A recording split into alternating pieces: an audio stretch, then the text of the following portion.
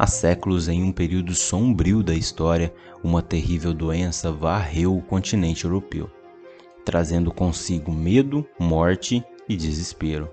Conhecida como peste negra, essa pandemia devastadora deixou um legado de destruição e mudou para sempre a vida daqueles que a testemunharam. Imagine-se transportado para o século XIV, em meio a uma paisagem assolada por um mal invisível, onde as cidades outrora prósperas agora se transformaram em um cemitério a céu aberto. O cheiro da morte permeia o ar, e os sinos das igrejas tocam incessantemente, com um lamento, em meio ao caos. É nesse cenário sombrio que se desenrola a história da peste negra, uma tragédia que lançou a humanidade em um abismo de desesperança e agonia. Prepare-se para adentrar em um mundo onde a sobrevivência é incerta, a fé é testada e o destino de milhões está nas mãos do destino. Esta é a história da peste negra, um capítulo sombrio que se inscreveu para sempre na nossa história. Bom, eu sou Ari Miguel e sejam muito bem-vindos ao canal Porão de Histórias. E se gostar desse tipo de conteúdo, eu peço que se inscreva e já deixa seu like para fortalecer. E sem mais delongas, bora para a história. A morte começou a se manifestar em formas grotescas e assustadoras. Os primeiros relatos vieram do Oriente, onde a doença já havia deixado um rastro de destruição em seu caminho, dizimando assim populações inteiras. Ninguém sabia ao certo a origem da peste. Acredita-se que a peste negra tenha tido origem na Ásia Central, mais especificamente na região da Mongólia, onde existia uma alta densidade de roedores, como marmotas e ratos portadores da bactéria Yersinia pestis, responsável pela doença. No século XIV, esses roedores infectados migraram para o oeste, ao longo das rotas comerciais que conectavam a Ásia à Europa. Acredita-se que as pulgas presentes nos ratos infectados tenham sido o vetor principal de transmissão da peste para os humanos. As pulgas se alimentavam do sangue dos roedores infectados e em seguida picavam os humanos, assim transmitindo a bactéria. Em 1347, os primeiros relatos da doença surgiram na região da Crimeia, na atual Ucrânia. Naquela época, a cidade portuária de Cafa, atual Feodosia, estava sob o cerco dos mongóis. Durante o cerco, os mongóis lançaram corpos de pessoas que haviam morrido da peste sobre as muralhas da cidade, com o objetivo de disseminar a doença entre os defensores. A partir de Cafa, a peste negra se espalhou rapidamente pelas rotas comerciais e portos marítimos, atingindo a Europa continental. Em poucos meses, a alta densidade populacional das cidades medievais, combinada com as condições sanitárias precárias e a falta de conhecimento sobre a doença, contribuiu para a rápida disseminação da peste entre as pessoas. Uma vez que a peste negra chegava a uma comunidade, a doença se espalhava rapidamente, causando mortes em massa. A falta de medidas de isolamento e higiene adequadas, bem como a falta de conhecimento médico sobre a doença, dificultavam ainda mais o controle da epidemia. A peste negra se manifestava de diferentes formas. A forma mais comum era a bubônica, caracterizada por inchaços dolorosos e inflamados nas regiões da virilha, axilas e pescoço, conhecido como bubões. Esses bubões eram frequentemente acompanhados de febre alta, calafrios, fadiga intensa e dores musculares. Outra forma da doença era a pneumônica, mais grave e altamente contagiosa. Nessa forma, a bactéria se espalhava diretamente de pessoa para pessoa, através das gotículas respiratórias, causando assim uma infecção nos pulmões. A peste negra pneumônica tinha uma taxa de mortalidade ainda mais elevada do que a bubônica, e os pacientes frequentemente apresentavam falta de ar, tosse com sangue e dificuldade respiratória aguda. A terceira forma da doença era sepsêmica, menos comum, porém extremamente letal. Nesse caso, a bactéria invadia diretamente a corrente sanguínea, disseminando-se pelo corpo e causando falência múltipla dos órgãos. Os sintomas da sepsêmica eram muito graves e incluíam febre alta, pele escura devido à falta de oxigenação e hemorragias internas.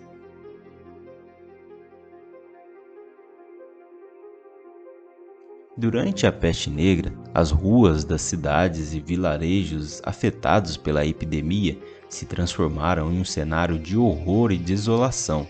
A disseminação da doença era tão rápida e mortal que as autoridades e as estruturas sociais muitas vezes eram incapazes de lidar com a quantidade de vítimas e os cadáveres que se acumulavam. As ruas eram tomadas pelo caos e pelo desespero. Corpos sem vida se amontoavam em pilhas, aguardando o enterro ou a coleta dos mortos. A falta de recursos de pessoal e de espaço adequado para lidar com a quantidade de cadáveres levava a um colapso das práticas funerárias tradicionais.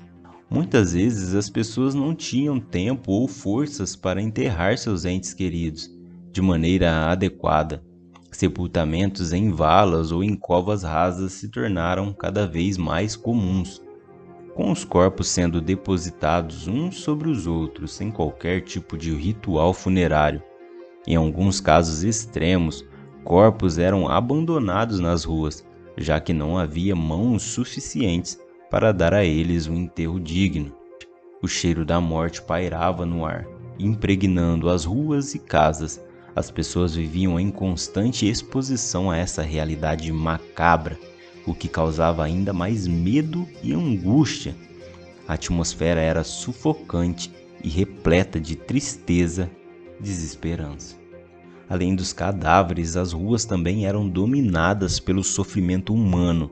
Doentes agonizavam nas vias públicas, incapazes de receber o tratamento adequado. Aqueles que ainda estavam saudáveis, mas vivendo em áreas afetadas, tinham que se deparar diariamente com a dor e a aflição de seus vizinhos e entes queridos.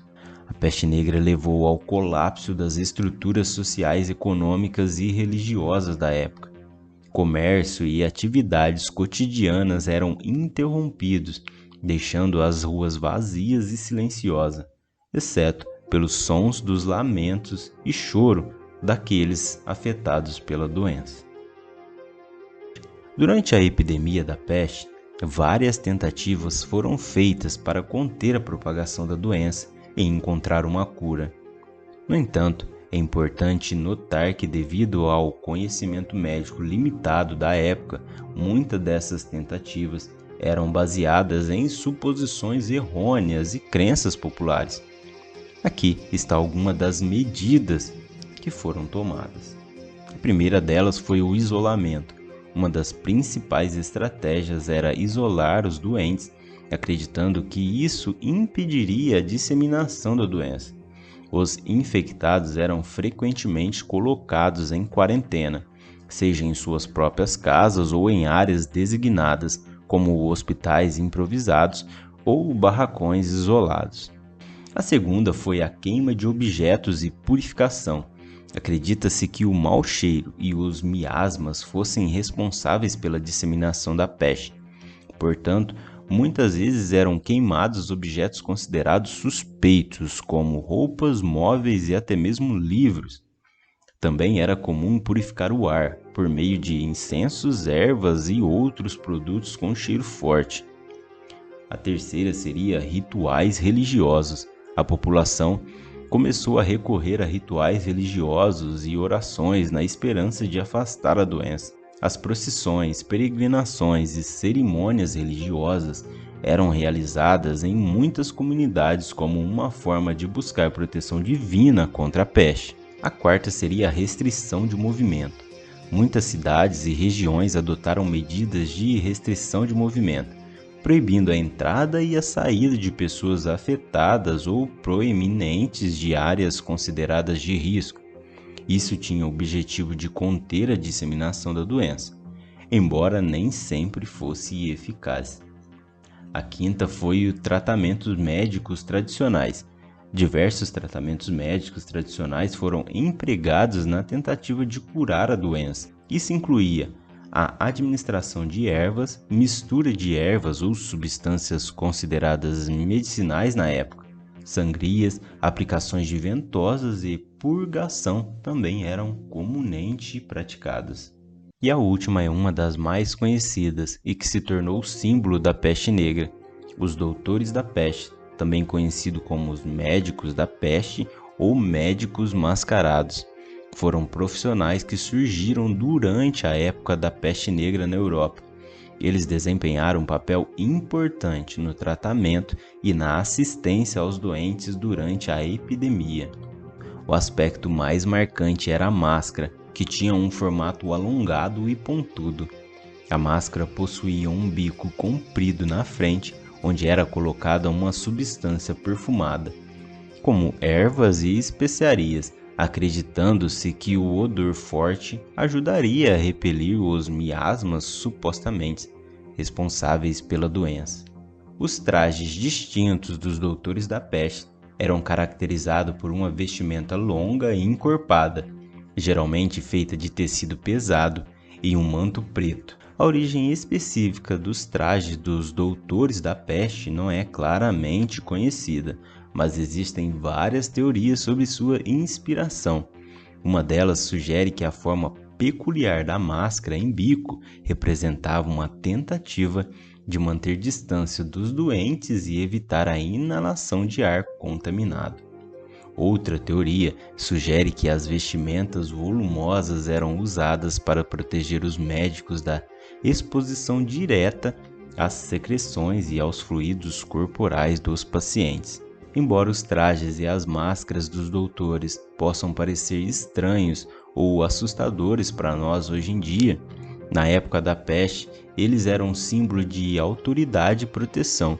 Acreditava-se que essas roupas e máscaras conferiam uma certa proteção contra a doença, além de inspirar confiança nas pessoas que buscavam um tratamento ou cuidados médicos.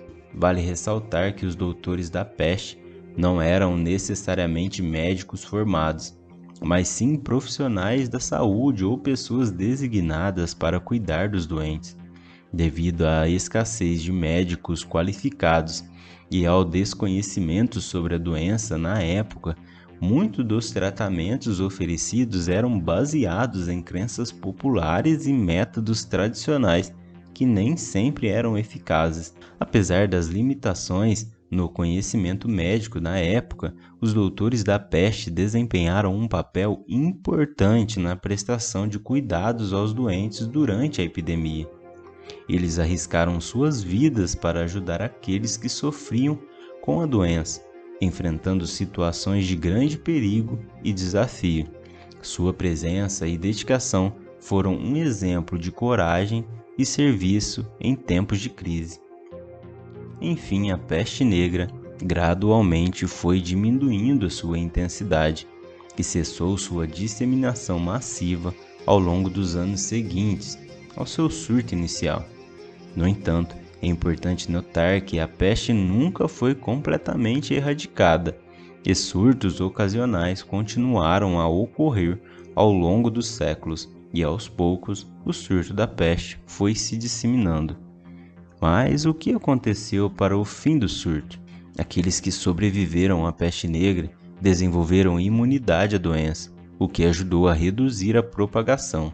Com o tempo, uma parte da população tornou-se menos suscetível à peste, devido à exposição anterior ou a fatores genéticos.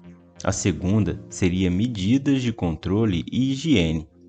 Com o passar dos anos, as pessoas começaram a adotar medidas de higiene e saneamento mais eficazes. Por exemplo, a melhoria das condições sanitárias e ao descarte adequado de resíduos ajudaram a limitar a disseminação da doença. A terceira foi o declínio populacional. A peste negra dizimou uma parte significativa da população europeia na época. Isso resultou em uma redução da densidade populacional, diminuindo assim as oportunidades de propagação da doença. A redução na densidade populacional também levou a mudanças socioeconômicas significativas. A quarta seria o desaparecimento dos ratos infectados. Com o declínio populacional humano e mudança nas condições ambientais, os roedores, que eram os principais hospedeiros da bactéria Yersinia pestis, também foram afetados. A redução da população de roedores infectados contribuiu para a diminuição da transmissão da peste.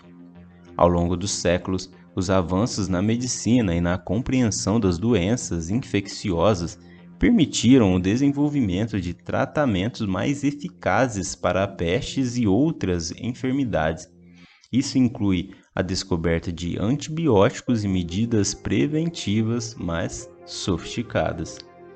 Embora a peste negra tenha perdido sua força devastadora inicial, é importante mencionar que a peste bubônica causada pela mesma bactéria ainda existe nos dias de hoje, embora em escala muito menor e com tratamentos disponíveis.